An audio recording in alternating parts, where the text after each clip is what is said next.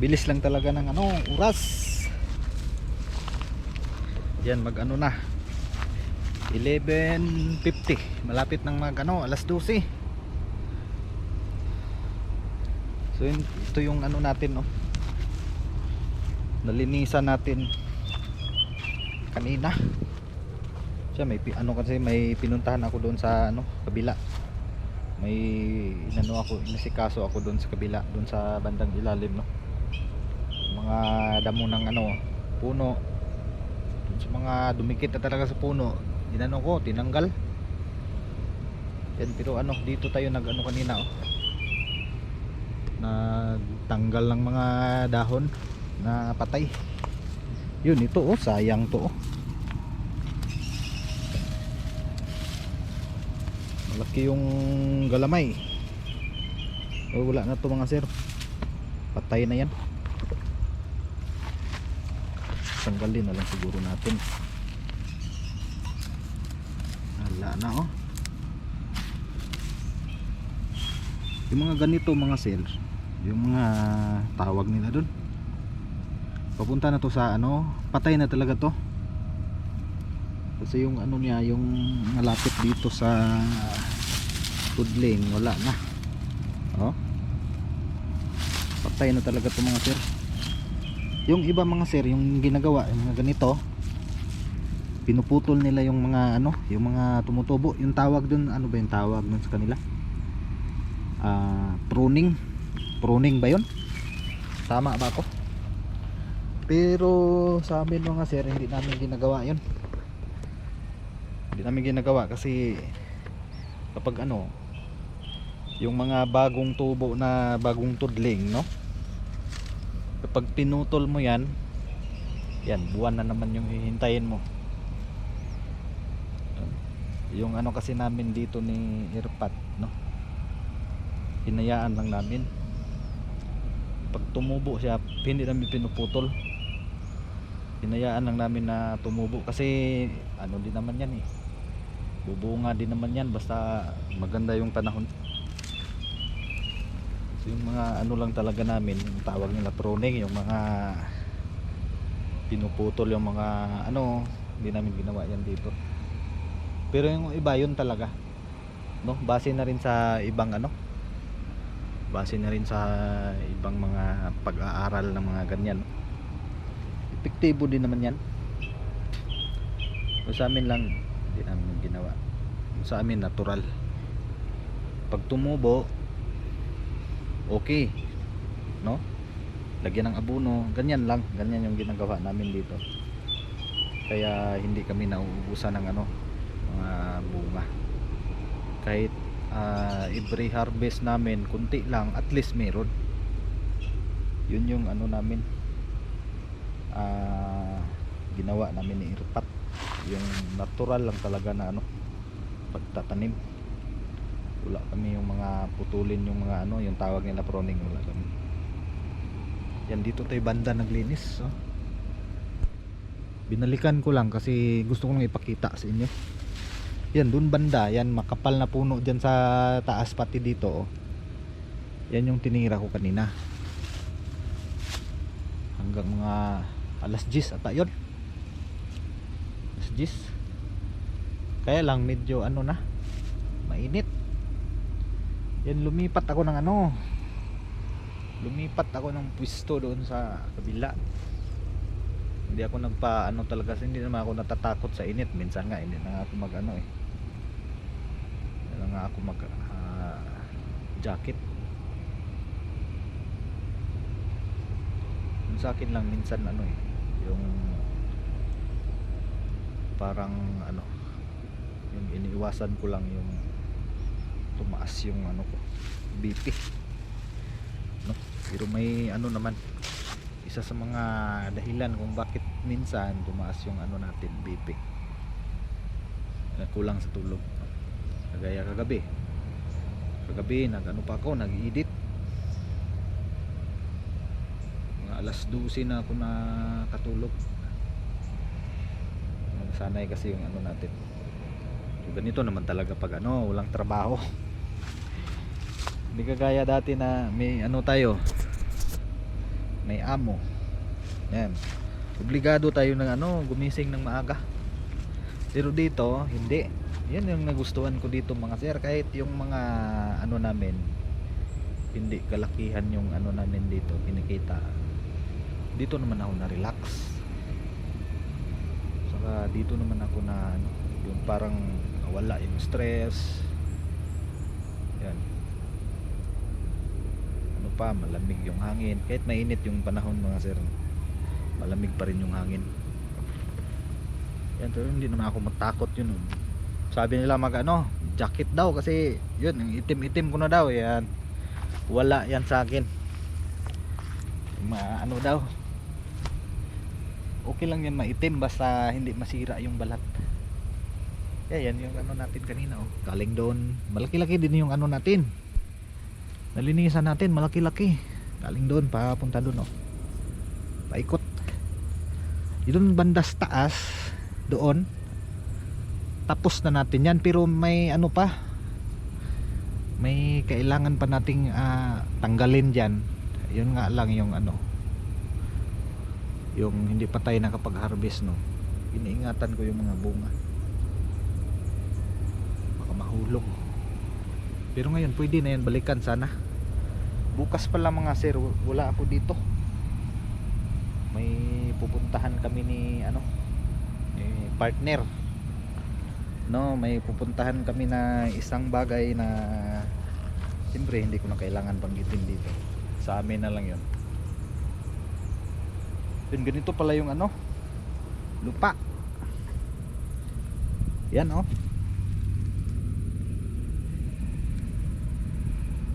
ganito yung nangyari sa lupa dito Yan. Parang may siya ba? Parang may crack. Sabi ni Irpat, ganito daw yun pag tag-init talaga. Pag naman, tag-ulan, delikado din to. Pagka kung walang yung mo, wala kang tawag doon, buta. Diretso ka doon, bulansod ka. Ano ba tawag yan? Ano ba yung tawag sa sa Tagalog niyan? Yung basa yung daan, madulas to pag madulas yung daan pag tag-ulan. Dito yung lupa papunta doon, paakyat, madulas yan. Yung lupa kasi dito mga sir yung area namin dito, pag tiningnan mo kasi dyan sa camera, parang parang patag lang siya na may pag ganyan, pag ganyan yung pero yung totoo mga sir, paakyat talaga yan. Naka 45 degrees siguro to yung lupa yan paakyat yan. Yun ang totoo dito, hindi to patag, paakyat. Pag galing ka naman doon, pababa.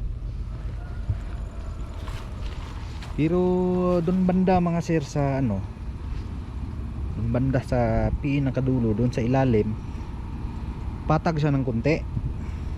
Patag. Dito yung maganda. Dito yung magandang area talaga. Marami pang mga lupa dyan na lupa na pwede mong taniman. Yung plano ko, magdagdag pa ako dito. Ko muna kay Irpat. Yung mga plano ko dito, ko muna kay Irpat. Paalam ba? Kasi tayo, hindi tayo basta-basta desisyon ng tayo lang. Dapat ipaalam talaga doon sa tunay na may-ari nito, si Irpat. Ini sa kanya naman to Sa akin lang lang, tumulong lang muna ako habang nagpapahinga. Kasi tayo, sinabi ko na sa mga natin, sa mga nakaraang vlog natin, may tayo karamdaman. Marami na tayong karamdaman. Mas maganda ganito dito mga sir, talaga relax na relax talaga yung ano ko, yung ano ko ba, yung katawan ko, yung utak, sobrang relax talaga pag ganito palang farm. Wala kang ano, walang maingay. Yung maingay lang dito yung mga ibon, yun lang, maingay na ibon, tapos yung planta. Pero yung planta kasi mga sir, malaki din yan, ano yan, pakinabang yan dito.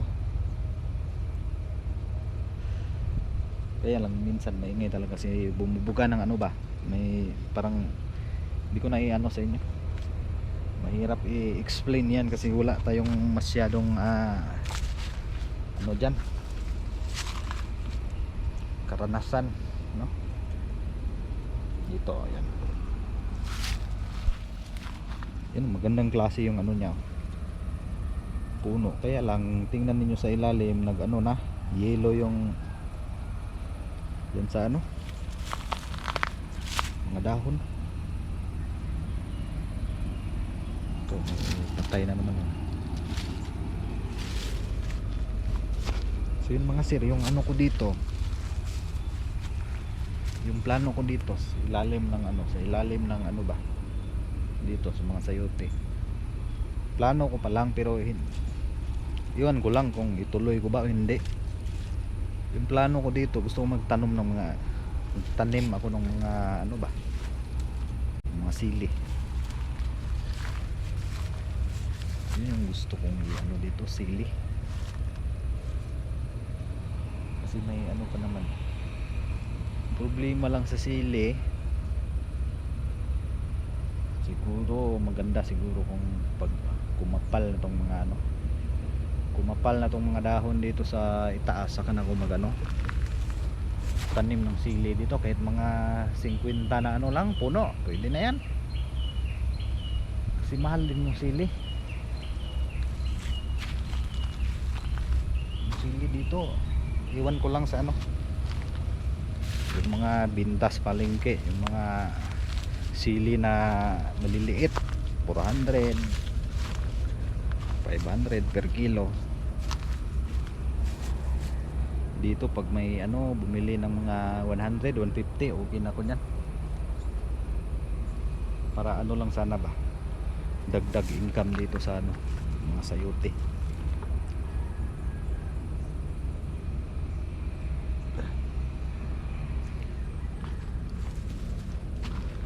Pauwi na ako mga sir, no? Ang oras na, alas 12 na, alas 12. Birthday pala ng ano ko ngayon, yung pamangkin ko, birthday ni Mark Angelo. Mark Angelo, happy birthday. Ayan, yun, mag ano ako mamaya siguro, video call para sa birthday boy. Yun yung ano, pangalawa na pamangkin, pangalawa ba yan o ayan, parang siya yung ano namin, pangalawa na pamangkin sa father side. Yun ay ano, anak ng pinsan ko doon sa Zamboanga, no? Zamboanga, matagal din ako sa kanila eh, 18, 19 years, mga ganyan. Doon na ako nag ano, magkaroon ng partner.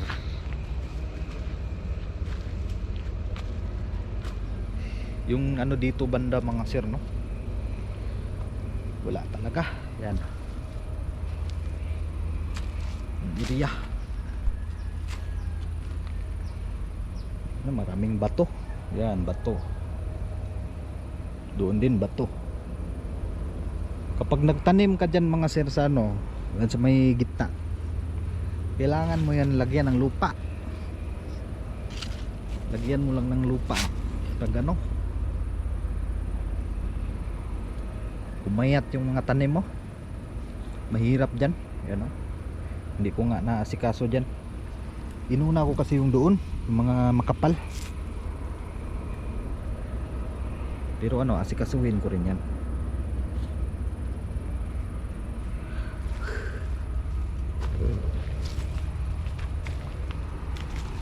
Iba yung ano dito,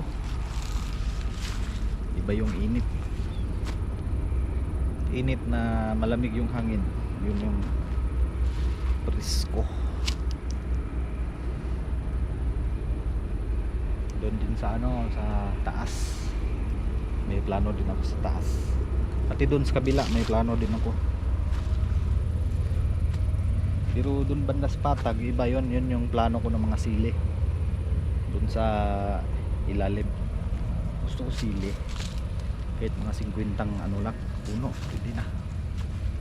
Kahit 20 lang muna, subok lang ba. Dito may iba din akong plano dito sa taas. Diyan o, taas. So sa ano ko na lang sa next vlog ko na lang sasabihin kung ano yung plano ko dyan. Pero sana ano, hindi bawal. So bukod pala dito sa ano mga sir, tanim namin na sayote, meron din kaming tanim na ganito. Yan oh, tinanim talaga to ni Irpat. Tinan mo puno oh. Masarap to pang ano